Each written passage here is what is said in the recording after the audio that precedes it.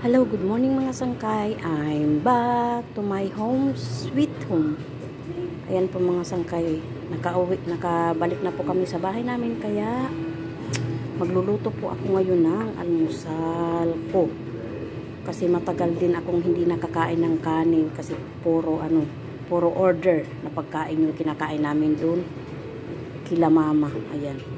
So ito po yung ulam ko. Magluluto po ako ng itlog. So, ito na po yung kawali ko at yung ayan po. Yung olive oil.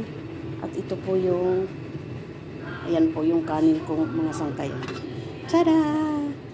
Luto na siya at ulam na lang ang kulang. Ayan. Nilutuan ko rin ng itlog yung alaga ko. Ayan. Nagpaluto sila ng itlog.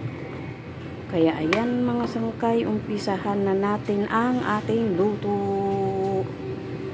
Ayan, ang problema ay paano ko mailalagay ang ingredients ko. Ayan mga sangkay.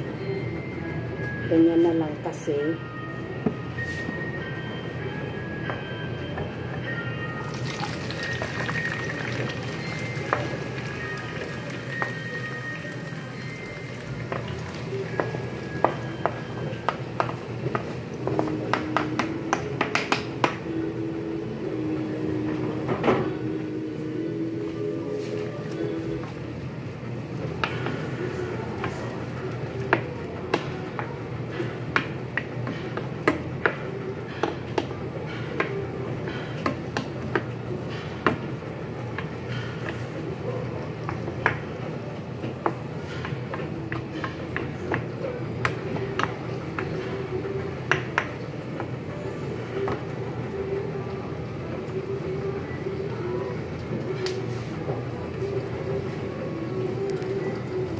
So, tingnan nyo mga sangkay ang niluluto ko.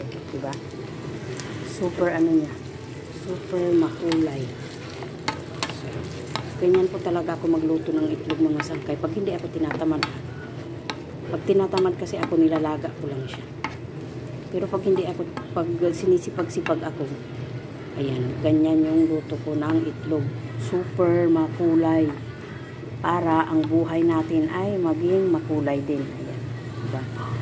Kumukulo na yung itlog. So, papaanuhin ko muna to kasi hilaw pa yung sibuyas, bawang, sibuyas, kamatis, and bell pepper.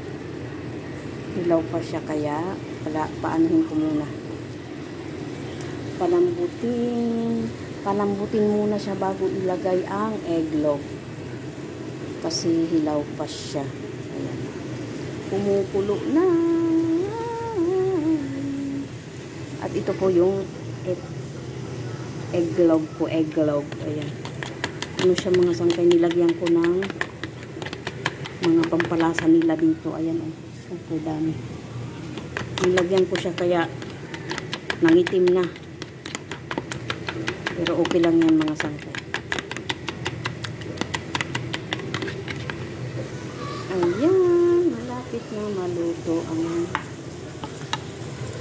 niluluto ko. Pero kailangan yata nito ng takip. Ayan lamang po mga sangkay. Thanks for watching. God bless us all. Ayan po yung almusal ko for today and my kanin. God bless us all. Thanks for watching.